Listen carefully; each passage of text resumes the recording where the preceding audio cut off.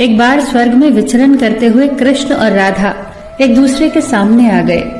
विचलित से कृष्ण, प्रसन्नचित से राधा। कृष्ण सकपकाए, राधा मुस्कुराई।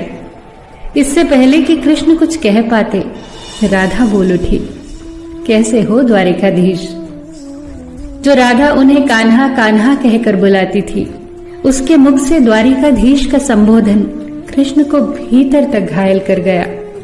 फिर भी किसी तरह अपने आप को संभाल लिया उन्होंने और बोले राधा से, मैं तुम्हारे लिए आज भी वही कान्हा हूँ।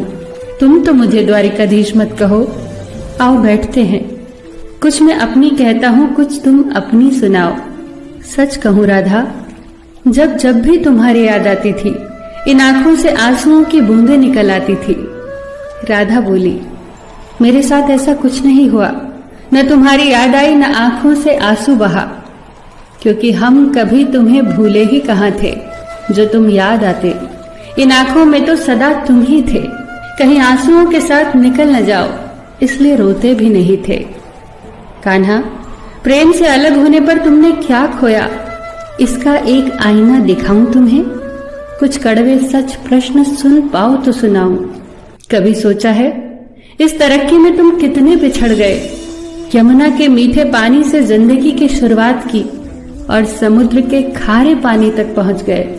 एक उंगली पर चलने वाले सुदर्शन चक्र पर भरोसा कर लिया और 10 उंगलियों पर चलने वाली बांसुरी को भूल गए। कान्हा, जब तुम प्रेम से जुड़े थे तो जो उंगली गोवर्धन पर्वत उठाकर लोगों को विनाश से बचाती थी, प्रेम से अलग होने पर वही उंगली क्या क्या रंग दिखाने लगी। सुदर्शन चक्र उठाकर विनाश के काम आने लगी। कान्हा और द्वारिकाधीश में क्या अंतर होता है बताऊं? कान्हा होते तो तुम सुदामा के घर जाते, सुदामा तुम्हारे घर नहीं आता। युद्ध में और प्रेम में यही तो फर्क होता है। युद्ध में आप मिटाकर जीतते हैं और प्रेम में आप मिटकर जीतते हैं। कान्हा, प्रेम में डूबा हुआ इंसान दुखी तो रह सकता है, पर किसी को दुखी नहीं कर सकता। आप तो कई कलाओं के स्वामी हो, स्वप्न दूरदृष्टा हो, गीता जैसे ग्रंथ के दाता हो, पर आपने ये क्या निर्णय लिया? आपने अपनी पूरी सेना कौरवों को सौंप दी और अपने आप को पांडवों के साथ कर लिया। सेना तो आपकी प्रजा थी, राजा तो पालक होता है, उसका रक्षक होता है। आप जैसे महाज्ञानी उस रथ को चला रहे थे जिस पर बैठा अर्जुन आपकी प्रजा को ही मार रहा था। अपनी प्रजा को मरते देख आप में करुणा नहीं जगी, क्योंकि आप प्रेम से शून्य हो चुके थे। आज भी धरती पर जाकर देखो, आपकी द्वारिकाधीश वाली छवि को ढूंढते रह जाओगे। हर जगह, हर मंदिर में मेरे ही साथ खड़े नजर आओगे।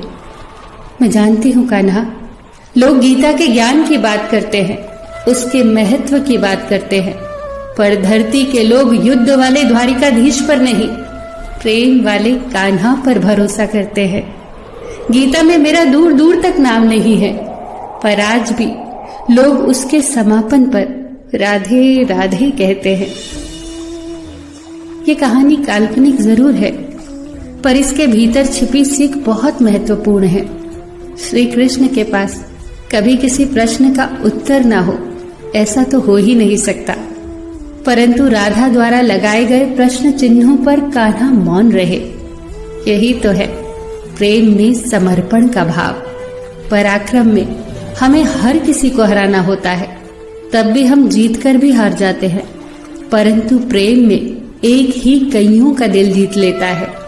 सही कहा है कि छोटी सी उंगली पर पूरा गोवर्धन पर्वत उठाने वाले भगवान श्री कृष्ण छोटी सी बांसुरी को दोनों हाथों से पकड़ते थे।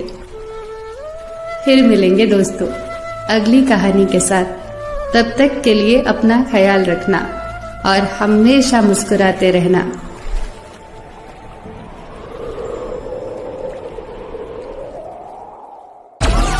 डाउनलोड मौज।